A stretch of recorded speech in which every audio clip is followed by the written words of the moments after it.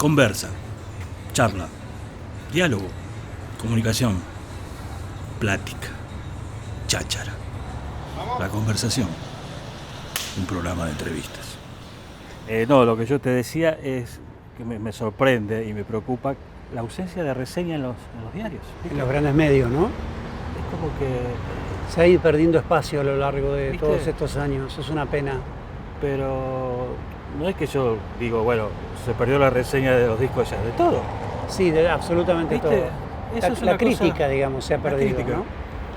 Y la cobertura de conciertos, salvo los grandes, tampoco hay. Hoy los grandes medios reflejan nada más cuando viene una visita internacional, que cada vez son menos, ¿no es cierto? Y le dedican muy poco espacio, casi nada, a la música local. Y es una pena porque hubo gente muy interesante haciendo esas reseñas, ¿no es cierto? Claro. Digo Fisherman, Sergio Pujol, incluso Santiago Santiago Giordano, la columna que sacaba Planeta Jazz, que sacaba el diario La Nación, Sí. que evidenciaba el devenir de la actividad. Todo eso se fue perdiendo, es una pena. Sí. Y se pierde en un momento que hay muchísima actividad. Esa es la contradicción, ¿no?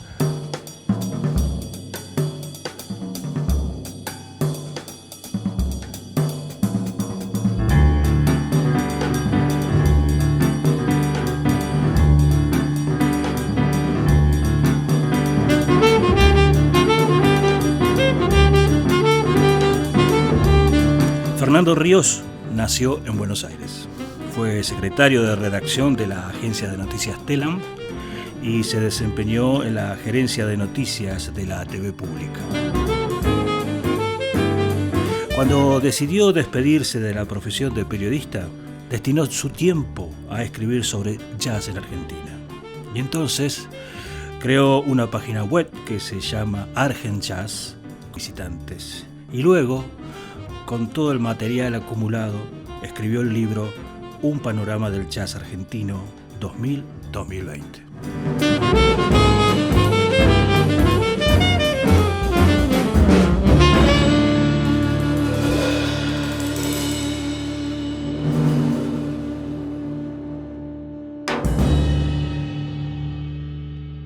Soy de esas personas que no pueden estar sin música.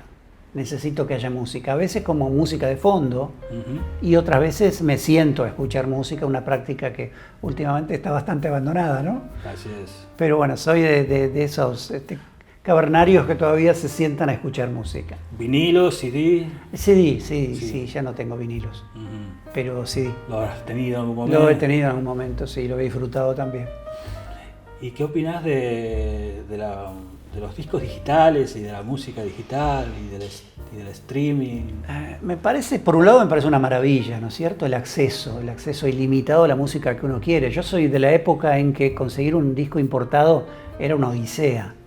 Y cuando un amigo tenía un disco importado salíamos todos corriendo a la casa de él a escucharlo, porque era inaccesible poder comprarse un disco de esas características, venían muy pocos.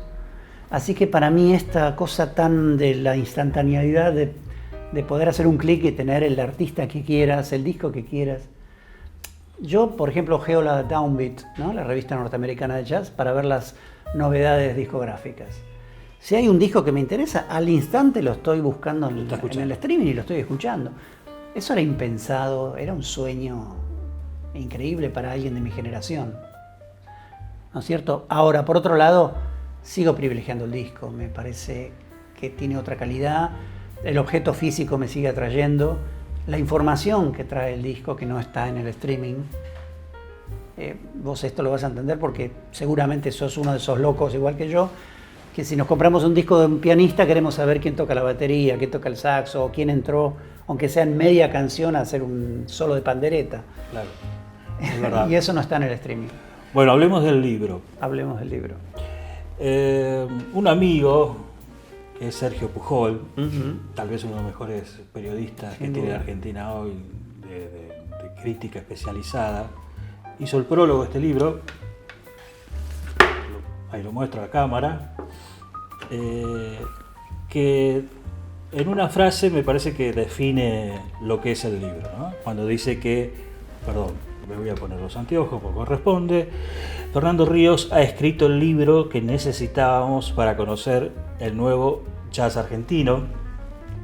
Pujol, autor del libro Jazz al Sur, un trabajo, la verdad, fundacional, te diría. Lo dice en el prólogo del libro, ¿no? ¿Por qué entonces es un libro necesario? Bueno, primero una observación. El libro de Pujol, Jazz al Sur, que para mí es la Biblia, comienza en los orígenes del jazz en la Argentina, pero termina en el año 2000, cuando él publica el libro. O sea, ahí lo clausura y entonces publica su trabajo. A mí siempre, durante años, incluso lo he hablado con Sergio, me quedó esa sensación de qué pena de que el libro de Sergio termina en el año 2000, justo cuando arranca una nueva generación del jazz argentino muy fuerte, con mucha novedad, con mucha originalidad. Con espacios. Con espacios, ¿no? Con muchas características que no tenía la anterior generación. Y siempre me dio pena. Claro, siempre me dio pena que el libro... pequeño, pero sellos había. Pues claro, hubo un montón de características nuevas que, si querés, después las charlamos.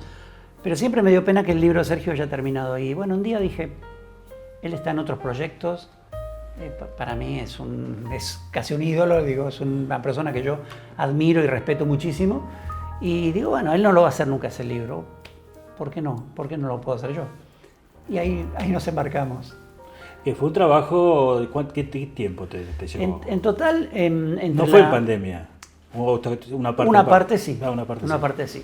En total, entre la investigación de campo, digamos, las entrevistas, hice más de 100 entrevistas. Y bueno, hay mucha búsqueda en archivo, mucho trabajo de campo y luego la parte de la escritura. Tardé casi 2 años y moneditas, 2 años y medio nada más. A todos los que escribimos, cuando vemos lo que pasó con la pandemia, decimos que la pandemia nos permitió escribir más, ¿no? Al estar recluido, encerrado, la escritura funcionó como algo, o el arte funciona como sanador, ¿no? Sí, totalmente. ¿Te pasó eso? Sí. Sí, a mí, yo tengo por costumbre escribir, para mí es como un hábito.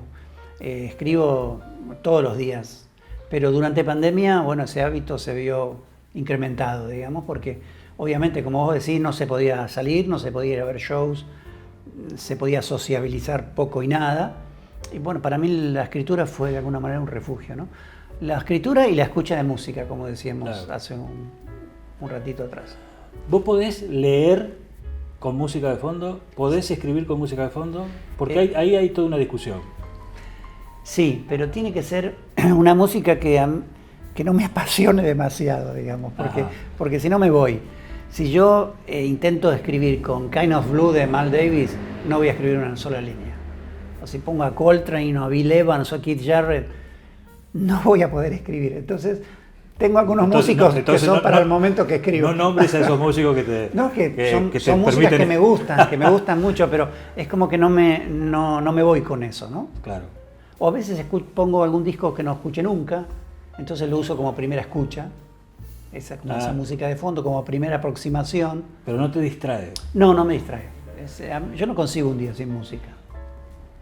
No lo consigo. Siento que me falta algo el día que no tengo la música. El libro está planteado desde una estructura como una cronología de datos,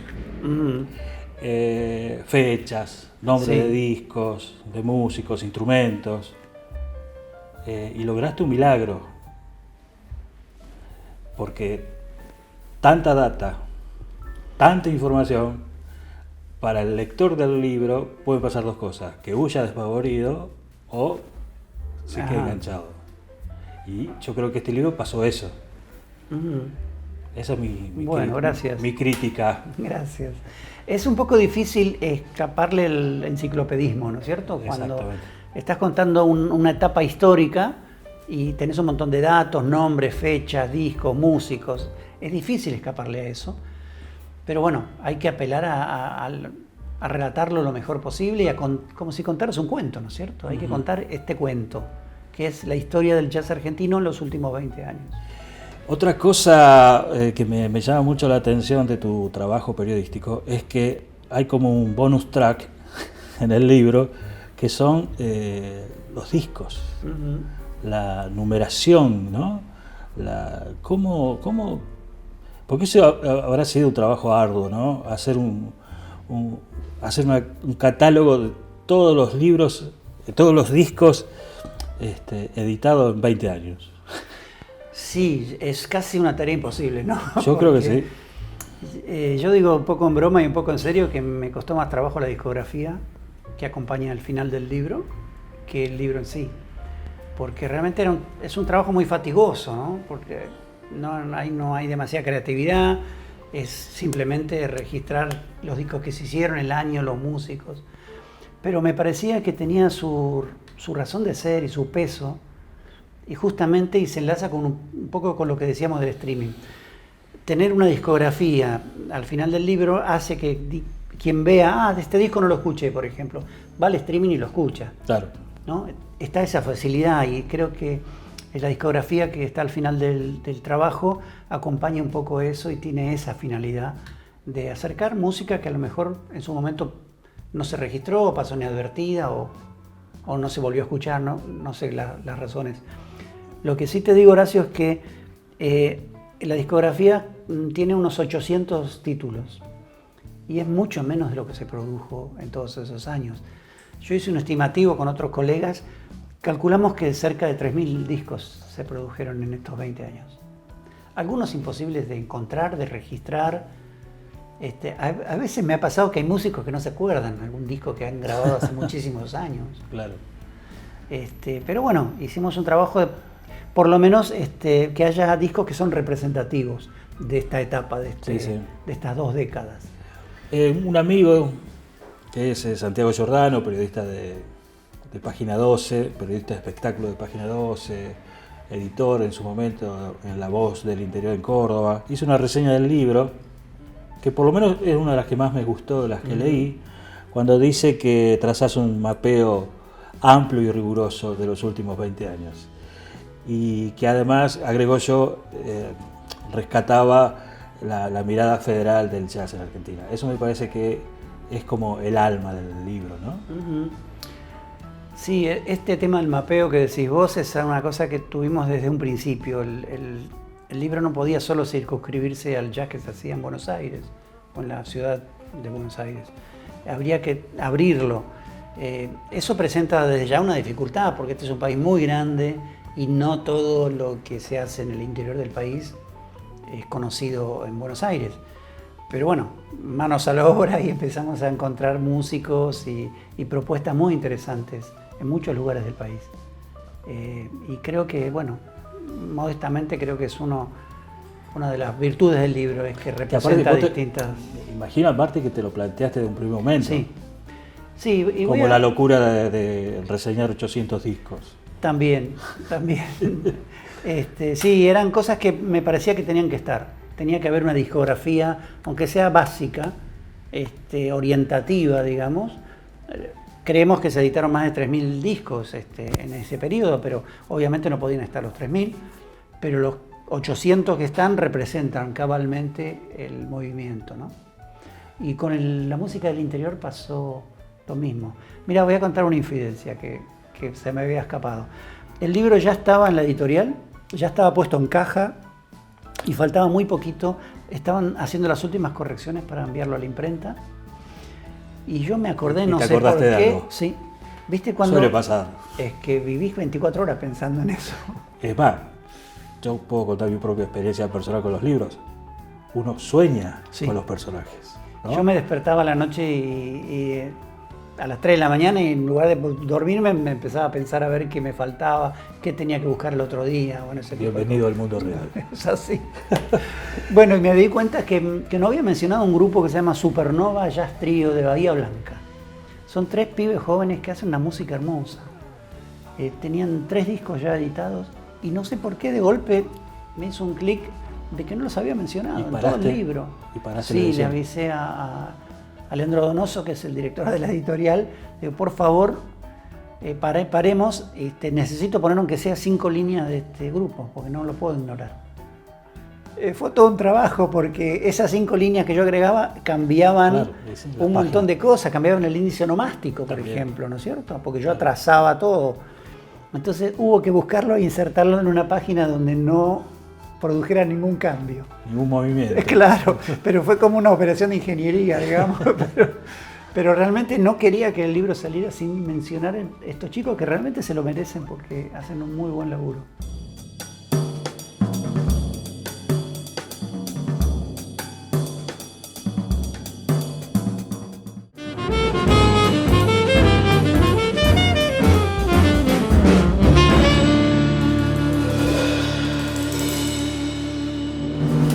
Estoy convencido de que hay un jazz que se hace en la Argentina. Estoy convencido porque no es porque sea demasiado inteligente, sino que porque lo veo a diario.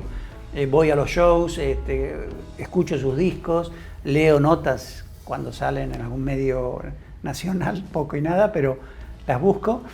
Hay un jazz hecho en la Argentina, estoy convencidísimo de eso, con características propias que no están en otros lugares, ¿no es cierto? Ahora no sé si hay un jazz argentino, creo que a lo mejor no lo haya nunca. Por ejemplo, el jazz fusión. Ya desde su origen mismo ya buscó la fusión, buscó incorporar otras músicas. Django Reinhardt hacía un jazz francés, sí. Digo, es la única escuela que nació fuera de los Estados Unidos. Eso es fusión y hace una pila de años. Y después Dizzy Gillespie sus exploraciones con el jazz cubano, con Chano Pozo y todo eso. Apelo a tu memoria. 5 grupos que te gustan, que están acá, o solistas. Me gusta mucho el Quinteto Urbano. Fue un grupo que tuvo muy corta vida, 3 o 4 años, entre el 2000 y el 2004 más o menos. Que son, creo, uno de los primeros, junto con el Terceto y Gustavo Vergal, que tenía un grupo llamado Quintet Plus. El Quinteto Urbano me parece un grupo novedoso de 5 excelentes músicos que aún siguen en carrera hasta el día de hoy, a pesar de que el quinteto hace más de 20 años que no existe. Fue innovador. Y fue muy innovador, sí, muy innovador. Y muy bien tocada la música. Sí. Después tengo preferencia por algunos músicos en particular. Acá en el jazz argentino no hay formaciones que duren demasiado. Son muy efímeras las formaciones en el jazz argentino. Habría que preguntarse por qué, no lo sé exactamente. Pero creo que Escalandrún es una de las pocas que perduró a lo largo de los años. Después, así que me cuesta decirte una formación, pero sí hay músicos que me interesan, sus propuestas. Me parece gente muy innovadora. Hay una camada de chicos jóvenes que está haciendo cosas muy interesantes. Y un detalle que no quisiera olvidar, la presencia femenina en el jazz es cada vez más importante. El rol de la mujer históricamente estuvo relegado al de cantante.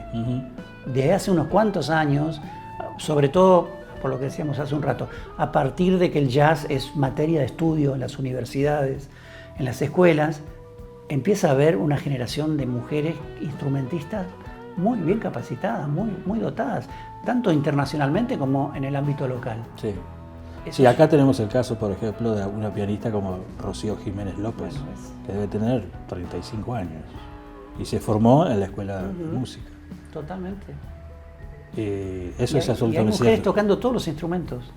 Eso me parece una cosa novedosa, muy propia de esta generación. Sí, ¿no? Sí. Con menos prejuicios, tal vez. Ojalá. ¿Qué repercusión tuvo el libro desde su salida? ¿No lo pudiste presentar por obvias razones? Por pandemia, sí. No. La repercusión en el músico, pienso, ¿no? En el músico. ¿Qué opinó el músico?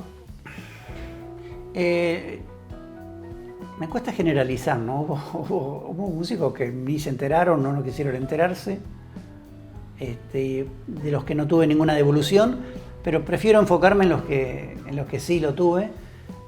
Músicos que se sorprendieron al verse mencionados en el libro, y la idea general te diría que el común denominador fue un poco lo que decía Pujol también, claro, que era un libro que se necesitaba. Que hacía falta. Claro, que hacía falta que haya un texto que reflejara lo mucho y bueno que se había hecho en los últimos 20 años. Y hasta aquí faltaba ese libro. Y es una pena, porque a mí me parece que los libros dan testimonio, y sobre todo dan testimonio hacia el futuro, ¿no es cierto? A lo mejor dentro de 10 años alguien quiere saber qué se hizo en el jazz argentino. Este libro se habrá transformado en un libro de historia. 20, y bueno, y podría recurrir a él y fijarse. Exactamente. Ahí cobra mucho sentido el tema de la discografía también. Claro, sí. La última tiene que ver con cómo llegás al jazz. Y me contabas que fue por Cortázar. Sí. Contalo. Bueno, yo tendría alrededor de 18, 19, 20 años y era obviamente muy fanático del rock, me gustaba mucho el rock y sobre todo el rock de bandas inglesas, que para mí sigue siendo el mejor. Zeppelin. Sí, totalmente. Por supuesto. Y escuchaba muchísimo rock y bueno, y en ese tiempo era un lector devoto de Julio Cortázar y estaba leyendo sus cuentos. Y hay un cuento hermoso que se llama El Perseguidor, que si no lo han leído lo recomiendo fervorosamente, donde Julio Cortázar habla de un músico genial y problemático, y lo construyó ese personaje a imagen y semejanza de Charlie Parker, ¿no? Hay un episodio, si puedo contarlo brevemente, sí, claro, donde este músico que se llama Johnny Carter en el texto, que es, digamos, hecho a semejanza de Charlie Parker, como decía, hay un momento que está tocando y se saca el saxo, lo tira contra la pecera donde estaba el ingeniero y dice, esto ya lo toqué mañana. Gran frase. Gran frase. A mí eso me hizo pensar, ¿cómo ya lo toqué mañana? Yo tengo que escuchar al tipo que hizo que Cortázar diga eso, ¿no? Porque no está diciendo ya lo toqué ayer, ya lo toqué hoy, ya lo toqué mañana, está súper adelantado. Quiero escuchar a ese músico. Entonces me compré un cassette de Charlie Parker, lo puse en mi equipito y no entendí absolutamente nada, me parecía música china. No entendí nada, me pareció una cosa que estaba totalmente alejada de mí y lejos de mi comprensión, ¿no? Lo dejé ahí archivado, nunca más lo volví a escuchar por meses, hasta que casualmente encontré una nota en una revista de alguien que decía que el jazz había que empezar a escucharlo de manera cronológica, había que empezar por el principio. Y yo dije, bueno, a lo mejor esa es... A lo mejor es verdad. A lo mejor es verdad. Entonces, como antes me había comprado un cassette de Charlie Parker, me fui a comprar un cassette de Louis Armstrong, de los Hot Five, un discazo, ¿no? Que tiene West End Blues y esos temas maravillosos. Y empecé a hacer el camino ese. Y bueno, de Louis Armstrong pasé a Duke Ellington, de Duke Ellington a Count Basie, y llegó un momento que llegué al bebop y llegué a Charlie Parker, y cuando llegué lo entendí. Lo entendiste. Y después debe haber seguramente otro gran disco, que es el disco tal vez, que es el de Miles Davis. Kind of Blue. Kind of Blue. Es un disco, debe ser el disco que más veces escuché en mi vida. No me canso de escuchar ese disco. Y puedes tener CD, DVD, vinilo, bueno, libros. Salió una edición ampliada con las tomas falsas y obviamente me lo compré porque es un discazo. Me parece un disco tremendo, de esos que no van a pasar nunca de moda. Obviamente, a mí una de las cosas que me gusta del jazz es que es un camino sin final. Siempre hay algo nuevo para poder escuchar y siempre hay algo anterior a lo que regresar. Porque a mí hoy puedo estar escuchando, entonces, Free alemán, a Peter Brosman, y de golpe otro día me dan ganas de escuchar a Bis Beiderbecke y retrocedo casi 100 años. Y disfruto los dos, porque todos son músicos tan grandes que tienen cosas nuevas para decir siempre, ¿no? Siempre. Ese es el camino. Ese es el camino, y yo creo que a vos también te debe pasar. A veces uno escucha Kind of Blue y encontrás algo que no habías escuchado antes, a pesar de que lo escuchaste 200 veces, ¿no? Sí, o que te remite a otro disco, ¿no? O otro disco, sí. Y así es, permanentemente. Sí. En este programa que se llama La Conversación va a haber una sección fija con todos los entrevistados próximos que elija un tema musical, ¿no? Representativo de lo que tiene que ver con su libro, en este caso el jazz argentino, o el no jazz argentino. Y vos elegiste al Quinteto Urbano. Sí. Juan Cruz Urquiza en trompeta, Rodrigo Domínguez en saxo, Diego Esquisi piano, Guillermo Delgado contrabajo y Oscar Yunta en batería. Este disco fue grabado en El Abasto, en 1999. ¿Por qué elegís este tema, el Malón? Perdón, Malón. Es porque si me pedís un solo disco que represente la movida, yo creo que este cabalmente lo representa. Fue el primer proyecto serio por hacer una música que combinara el jazz de origen norteamericano con la música autóctona, con el folclore, con el tango, con los ritmos locales. Y además lo hicieron 5 músicos tremendos, ¿no? Todos ellos han tenido carreras como líderes, ¿no es cierto? Han tocado en grupos importantísimos y siguen en actividad. Y eso habla a las claras de la calidad que tenía ese grupo hace ya más de 20 años, cuando ellos eran unos chicos que escasamente superaban los 30. Sí, ¿no? sí.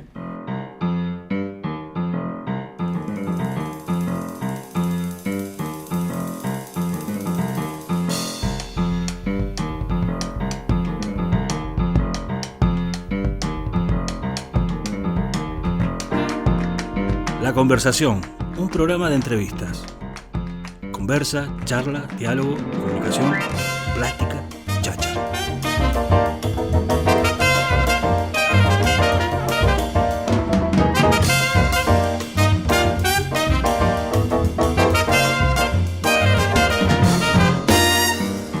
Esto de presentación de libros, pueden pasar varias cosas. Que venga una persona o que vengan 1000 personas. Ajá.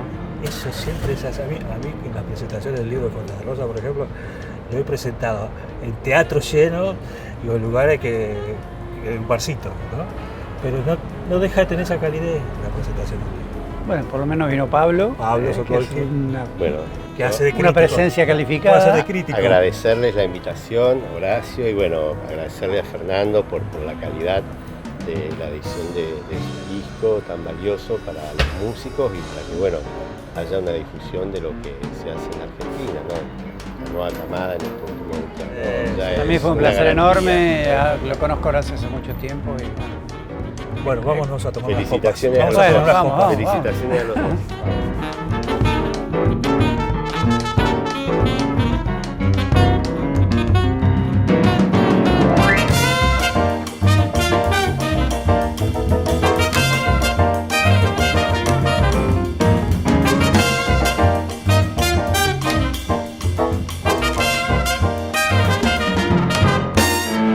Rosario más cerca, una ciudad para relajarse o mantenerse en movimiento. Un lugar para perderse y para encontrarse. Una ciudad joven, creativa, donde la historia se vive a cada paso. Inquieta y movediza, auténtica como solo ella sabe. Un clásico. Rosario, tu escapada todo el año.